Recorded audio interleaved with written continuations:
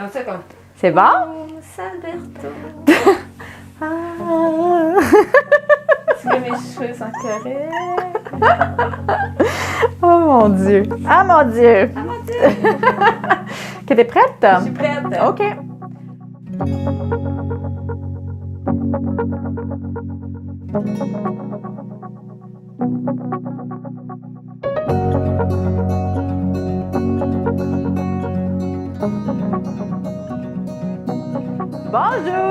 Bonjour à toutes et à tous et bienvenue sur Neurogym en ligne. Francine et moi, on est très contents d'être avec vous dans une nouvelle vidéo, un peu particulière aujourd'hui. Donc, je vous explique, on va vous montrer comment utiliser la stimulation électrique pour travailler des mouvements fonctionnels ou travailler le renforcement musculaire. Aujourd'hui, avec Francine, on va travailler pour le tibial antérieur, pour le pied tombant. Donc, on va vous montrer tout ça. C'est pas nécessairement pour que vous le fassiez à la maison. C'est pas tout le monde qui a des appareils. Je vais le dire tout de suite, mais je vais sûrement le redire dans la vidéo. C'est des appareils que vous pouvez vous procurer en ligne. Puis il y en a quand même beaucoup qui en ont, mais pour être sûr de bien l'utiliser puis avoir le bon programme, les bons paramètres, je vous invite fortement à consulter un physiothérapeute, consulter votre équipe de réadaptation pour qu'il vous enseigne comment l'utiliser si vous en avez acheté un, puis qu'il puisse faire le suivi ou faire un bon programme puis être sûr que tout se passe bien. Donc, je vais vous le montrer pour montrer qu'est-ce que ça peut faire. C'est super intéressant, vous allez voir. Moi, c'est vraiment quelque chose que j'utilise beaucoup, que j'aime beaucoup utiliser. C'est un outil, mais c'est un outil parmi d'autres, là. Il faut faire d'autres choses, là. C'est juste, en tant que physio, c'est un outil dans notre boîte à outils. C'est une stratégie qu'on peut utiliser. Mais vraiment, je vous invite à consulter un physiothérapeute pour avoir un bon programme et savoir comment l'utiliser. Donc voilà. Fait que, on va vous montrer pour travailler la flexion dorsale de la jambe. Mais avant de commencer, on vous invite à faire un pouce sur la vidéo, à faire un j'aime. On vous invite notamment à vous abonner à nos différentes plateformes et principalement sur YouTube où on met toutes les vidéos pour que vous soyez au courant des nouvelles vidéos. Vous pouvez communiquer avec nous aussi, nous donner vos commentaires. Et sachez que ça nous aide beaucoup que vous soyez abonnés puis que vous regardiez nos vidéos. Vraiment, un grand merci pour ça. Donc voilà. Là, ce que je vais faire, parce que je veux que vous voyez la différence aussi, qu'est-ce que ça peut faire, la stimulation électrique? Ce que ça fait, en fait, là, soit ça stimule le nerf, soit ça stimule ça stimule le muscle, dépendamment. Là, pour le tibia antérieur, on va le mettre au niveau de la jonction qui a le nerf. Pour d'autres muscles, on ne peut pas nécessairement faire ça, fait qu'on va le mettre de part et d'autre du muscle. Là, ça, je ne vais pas vous expliquer ça. Vraiment, si vous voulez le savoir, consultez un physiothérapeute puis il va vous dire vraiment comment bien mettre les électrodes. Mais ce que ça fait, en fait, c'est que ça envoie de l'électricité comme si on envoyait une commande motrice. Puis, parce que vous savez, hein, quand on envoie une commande motrice, bien, nos nerfs, c'est de l'électricité. Donc, ça envoie un influx nerveux. La stimulation envoie de l'électricité qui fait contracter les muscles. Il y a des petites différences anatomiques quand même, physiologiques quand même par rapport à quand c'est de l'électricité ou quand c'est une commande motrice. C'est pas tout à fait les mêmes fibres musculaires qui sont stimulées de préférence, là, mais je ne veux pas rentrer dans les détails. Donc, ça permet de rééduquer le muscle. Ça permet aussi de faire de la neuroplasticité. Parce que quand ça stimule le muscle, on a une fibre qui est descendante, mais aussi la fibre qui est ascendante, qui est sensorielle. Donc, ça envoie des informations à notre cerveau aussi. Et ça fait ça fait le chemin de connexion entre notre cerveau puis notre membre, notre muscle. Puis, on peut faire de la rééducation.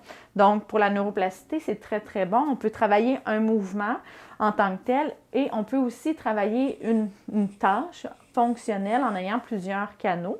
Puis, on rééduque comme ça. Ça a aussi des effets sur la spasticité. Ça aide à diminuer la spasticité dans la majorité des cas. Puis, vous allez voir avec Francine, ce qui est intéressant aussi, Francine a le contrôle moteur, elle est quand même capable de faire de la contraction, mais vous allez voir l'effet d'apprentissage moteur après la stimulation. Donc, Mais le matin, il faut que là, j'ai rien fait là, pour ça. Là. Fait que ça va être plus dur. Je le fais en temps réel. Là, j'ai pas fait d'exercice avant. Tout à fait. Pour voir vraiment la différence. Oui. Puis sachez là, que la stimulation, c'est un outil, comme je l'ai dit en introduction. Mais l'apprentissage moteur, surtout quand on a des contractions déjà possibles, ça se fait aussi juste en faisant le mouvement ou en s'aidant en faisant du actif assisté, par exemple.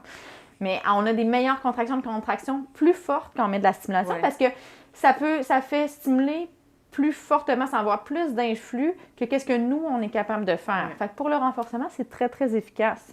Donc, mais si vous n'en avez pas, c'est pas grave non plus. Il y a certaines personnes qui ont des contre-indications à l'utilisation de la stimulation. C'est pour ça que je veux vraiment que vous voyez un professionnel, les physiothérapeutes qui ont le droit d'utiliser la stimulation. Donc, pour être sûr que vous avez le droit qu'il n'y ait pas de contre-indication à ça. C'est ça. OK. Donc, j'avais pas ouvert mon paquet. On utilise pour ça, on utilise des électrodes de surface. Moi, ce que j'aime beaucoup utiliser, c'est les électrodes qui sont auto-adhésives puis qui sont personnelles. C'est des électrodes qui sont réutilisables et qui sont auto-adhésives. Donc, pas besoin de mettre du tape et des choses. Si vous êtes habitué, si vous en avez déjà fait, ça se peut que vous ayez des électrodes de carbone avec du gel. Fait que là, ici, moi, je vais le mettre où je pense que ça doit être mis. Donc, c'est au niveau du nerf, au niveau de la tête du péroné. Sachez aussi que quand on utilise la stimulation, ça se peut que notre positionnement initial ne soit pas le plus optimal. Des fois, il faut bouger un petit peu les électrodes pour avoir la contraction qu'on veut exactement. C'est tout à fait normal, ça. Il y a des différences anatomiques, puis il y a aussi des différences chez la personne. Donc, il y a plein de choses qui influencent la réaction ou l'impédance. Donc, l'impédance de la peau, la capacité à la stimulation d'aller au courant, de traverser la barrière de la peau, puis de la réaction aussi à la stimulation. Puis d'une journée à l'autre, il y a des choses qui peuvent influencer. Donc, pour vous éviter un cours théorique sur ça, je ne vais pas aller dans les détails. Mais peut-être un point important, c'est qu'on évite de mettre de la crème hydratante avant d'utiliser les électrodes. Si on a beaucoup de poils, ça va faire beaucoup d'impédance. Fait que chez les femmes, ça va, là, la majorité du temps, où il y a des régions du corps qui sont plus poilues. Chez les hommes, souvent, on peut devoir raser. Donc, puis on fait ça sur une peau qui est, excuse-moi, sèche et propre. Je suis propre.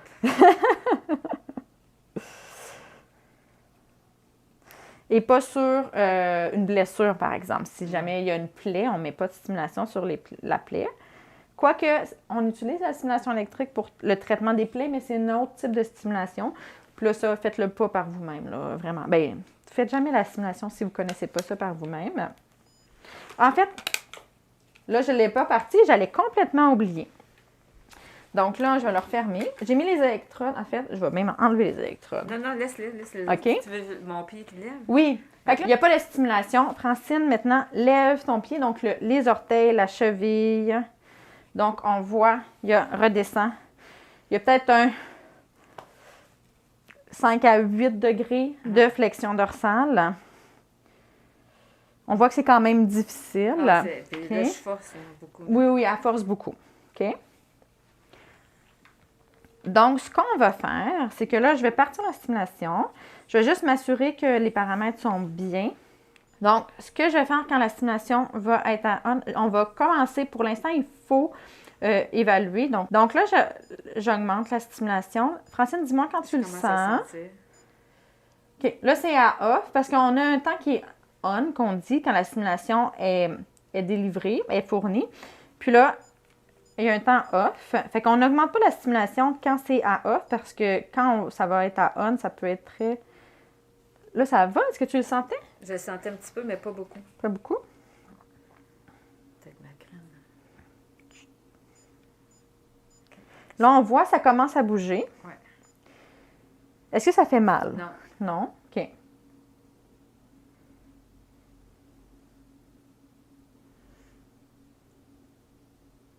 Ça repart. Excellent. Là, on voit, on a une belle contraction. Dans le cas ici du mouvement qu'on veut, le relevé du pied, Ce qu'on veut, on peut accepter, il y a beaucoup de gens qui vont avoir une éversion, donc le pied va partir vers l'extérieur, un petit peu comme là. Des fois, c'est pas possible de l'éviter ou c'est très difficile de trouver la flexion dorsale pure. Ouais. Ça va. Ce qu'on veut vraiment éviter, c'est l'inversion. Parce que l'inversion, c'est ça, quand le pied tourne vers l'intérieur, puis c'est comme ça qu'on se fait des entorses. Donc, on veut éviter ça. Ça, c'est un très beau relevé du pied. C'est pas trop fort, ça pourrait être plus fort. C'est exactement ce que j'allais dire. Ça pourrait être plus fort. Fait qu'on va attendre encore un petit peu. Fait qu'on l'a trouvé du premier coup. Je suis très contente. Fait que là, on lève. T'es bonne pour ça aussi. Bien, c'est sûr que j'ai un petit peu d'expérience. Mais encore une fois, là, il y a vraiment des différences anatomiques chez les gens. Pour vous dire une petite parenthèse, j'ai fait une formation avec des cliniciens, puis on était plusieurs cliniciens, puis on le faisait sur l'extenseur du poignet. Puis, tout le monde a mis les électrodes comme ils pensaient. Puis, il y avait des gens qui avaient des électrodes à la bonne position, puis que le mouvement était complètement pas ce qu'on s'attendait. Alors que d'autres personnes disaient « Ah, on n'est pas sûr que ça va fonctionner », puis il y avait le mouvement exact. Puis là, on bougeait un petit peu, puis ça faisait vraiment des différences. Fait que c'est vraiment intéressant de voir les différences anatomiques par rapport à qu'est-ce qu'on pense qui est le bon positionnement. C'est sûr qu'on a des points moteurs, puis il y a des études qui ont été faites aussi pour voir les variations. C'est sûr qu'il y a des positionnements qui sont plus efficaces chez beaucoup plus de gens qu'on essaye en priorité, mais ça se peut que ça ne soit pas toujours le cas. Donc, il ne faut pas s'inquiéter de ça. Fait que là, on voit c'est ma dose que j'aime. Ça, c'est bon. Est-ce que c'est assez fort?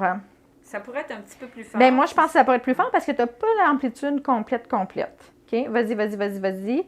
Tu me dis... C'est bon, ça? Ouais. Encore? Un petit peu ça. OK. Mais ça, j'aime tellement ça. Ben oui. Les gens... pas souvent, mais... Ben, on devrait en faire plus souvent. Oui, mais c'est ça. Je vais te mettre ça, j'adore ça. C'est bon? Yes! Fait que là, je ne sais pas si vous voyez l'amplitude, c'est vraiment très fort. Moi, je fais rien, là. OK. J'envoie même pas de commande. Là. Mais là, par contre, là, on est en ajustement. Pour que ça soit vraiment bien efficace, on veut complémenter la stimulation. Ben, en fait, on veut que la stimulation nous complémente. Fait que nous, on envoie la commande motrice le plus qu'on est capable, puis la stimulation va faire le reste. Okay. Dans certains cas, comme on mettait la stimulation, on a programmé la stimulation, puis que Francine ne faisait rien, si elle envoie la commande motrice plus la stimulation, c'est une accumulation de courant, là, parce que la stimulation ne va pas être moins forte. Fait que ça se peut que la contraction devienne très, très, très forte et difficile, moins tolérable. À ce moment-là, c'est correct qu'on diminue la stimulation. On veut quand même que ce soit nous qui le fassions le plus parce que c'est ça qu'on veut entraîner. Ouais. Fait que là, faisant quelques-uns. Là, je le fais là, OK. En me donnant un coup en même temps. Bien, essaie de contrôler. Moi, je t'ai mis une rampe up. Donc, la stimulation monte jusqu'au maximum qu'on a programmé en 2 secondes. Parce que nos contractions, on ne donne pas des coups habituellement. Nos contractions, ils se développent tranquillement. Fait qu'on veut mimer ça un petit peu. Fait qu'on va essayer de suivre ça, OK? Puis là, même, je t'ai mis 7 secondes on, 7 secondes off. Je pourrais même te le changer. Je vais te le changer tout de suite. Puis je vais mettre 10 secondes on, 10 secondes off. Je t'en fais faire quelques-uns encore.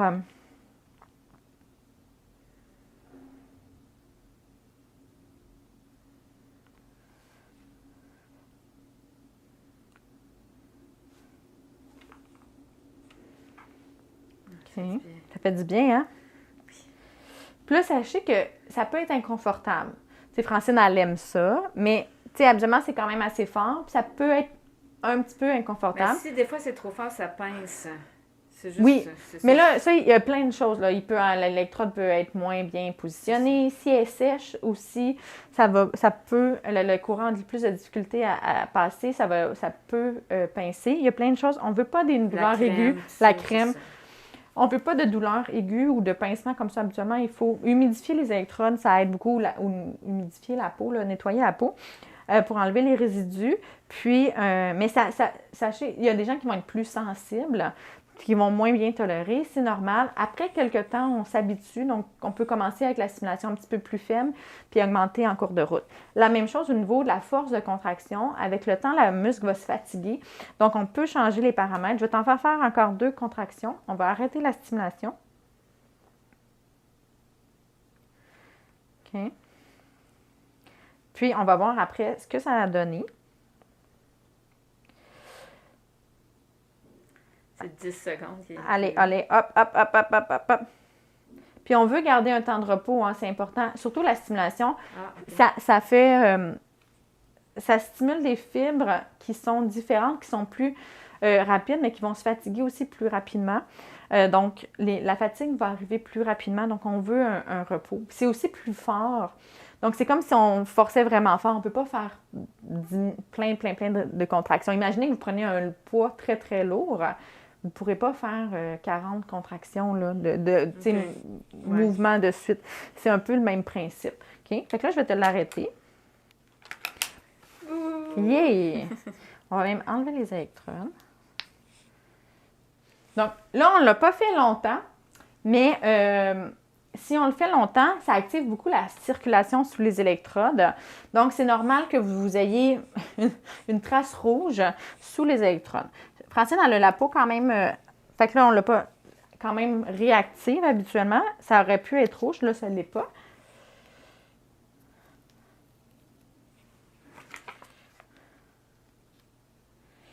Donc, excellent.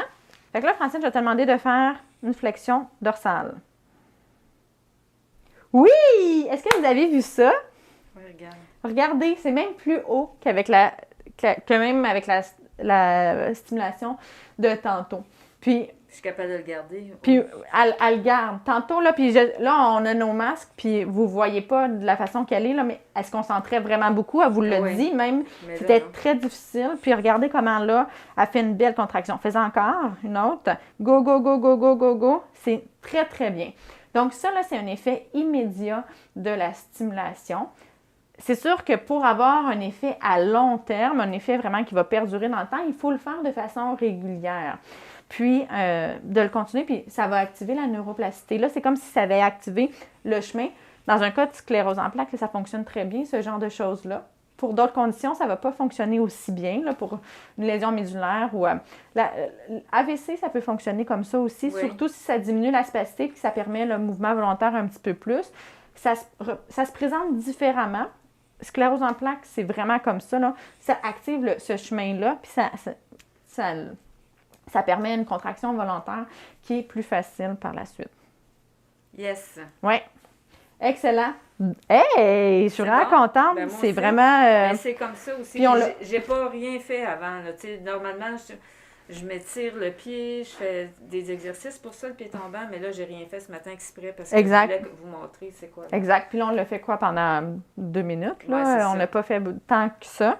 Donc voilà, c'est pour vous montrer un petit peu les bienfaits de l'utilisation de la stimulation. Puis les options aussi, quand on peut. Quand les on a options la chance, quand on peut. C'est ça. Parce qu'on offre on en montre beaucoup d'exercices pour le pied tombant, mais si on a la possibilité d'avoir des électrodes, c'est un plus. Ben oui, c'est un bel entraînement. Puis sachez, il y a aussi des orthèses qui utilisent la stimulation, comme le Bioness, il y a le Hot Stock. C'est des options très dispendieuses. Par contre, là, je ne vais pas vous le cacher.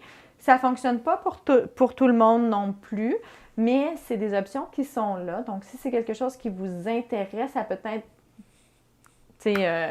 vous informer, peut-être à essayer. Donc, vous pouvez, la majorité des orthésistes, il faut voir là, les distributeurs qui ont ça, ou juste un petit appareil. Là, moi, j'ai un appareil quand même plus gros qui est un petit peu plus dispendieux, mais il y a des petits appareils à 2 canaux, puis vous pouvez les utiliser toutes seules. Juste 2 électrodes.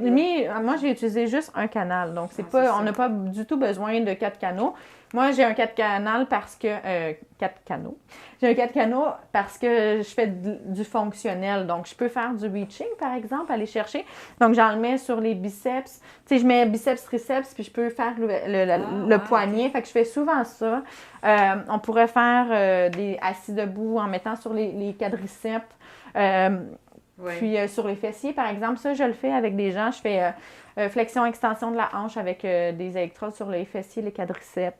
Donc, tu m'en as déjà fait. Là, oui, j'en ai déjà fait avec toi. Donc, pour ça, moi, j'utilise un 4 canaux. Puis, mais c'est vraiment pas... Pour quelqu'un à la maison qui veut l'utiliser, là, c'est absolument pas nécessaire. Puis je pense que un 2 canaux, ça se vend peut-être un 50-60$ pour des appareils assez bien, là. Donc, mais encore une fois, comme je vous ai dit, vraiment, demandez à un physiothérapeute là, de vous conseiller. Ça peut être un physiothérapeute de votre CLSC aussi. Oui, tout à ceux fait. du Québec, là. Pour ceux du Québec. Parce que moi, ma physio du CLSC, elle m'en avait proposé aussi. Oui, oui. Il faisait un prêt, le CLSC. Il en prêtait. Ah, aussi. ça, tu vois, je savais pas. Donc oui, ça peut être, si vous avez ça disponible puis que ça peut être gratuit, sauter sur l'occasion. Ils ne donnent pas pour toujours, mais pour un certain nombre de temps. Ils vont te le prêter pour 2-3 mois. Bien, ça, c'est une bonne chose. C'est vraiment une bonne option puis un bon point parce que vous voulez peut-être l'essayer avant, voir est-ce que c'est efficace pour vous? Est-ce que ça fonctionne bien? Est-ce que vous aimez ça? Puis est-ce que vous allez vraiment l'utiliser puis l'intégrer dans votre routine d'entraînement? Fait que si vous l'avez pour quelques mois, bien, vous pouvez voir puis après ça, prendre la décision d'en acheter un. N'ayez pas peur de demander des choses à votre CLSC aussi parce que tu ne te poses pas de questions, ils ne vont pas te proposer, ils n'ont pas le temps. Non, tout à fait. Puis des fois, ils pensent. Puis des fois, ils pensent pas. Là. C'est pas une question qu'ils veulent pas le proposer c'est qu'ils pensent pas. Là. Ils vont y aller avec vos besoins principaux qu'eux, ils voient, puis ils penseront pas nécessairement. Tu sais, moi, il y a plein de choses que, même des fois, ça fait un certain temps que je suis un patient, puis que j'ai pas pensé à poser une question sur quelque chose en particulier ou à essayer quelque chose, puis ça vient parce qu'il arrive quelque chose ou c'est normal. Là, on met l'emphase sur certaines choses au début, on pense pas à tout, puis c'est correct. Là, il faut prioriser nos choses aussi. Mais voilà, donc c'est de la petite capsule sur l'utilisation de la stimulation électrique. Donc voilà, on espère que vous avez aimé la vidéo. Puis si vous avez aimé la vidéo, bien, on vous invite à faire un pouce sur la vidéo, à faire un j'aime. On vous invite d'ailleurs à vous abonner à nos différentes plateformes, notamment sur YouTube. Sachez que ça nous aide beaucoup. Puis si c'est quelque chose qui vous intéresse, que vous voulez peut-être même partager avec votre physiothérapeute qui vous suit, puis dire, ben j'aimerais ça essayer ça. Puis vous pouvez partager aux personnes que ça pourrait intéresser et aider. Sur ce, on vous souhaite une excellente journée. On vous dit merci de nous suivre et faire partie de notre belle communauté. On a bien hâte de vous revoir dans une prochaine vidéo. À bientôt! Bye!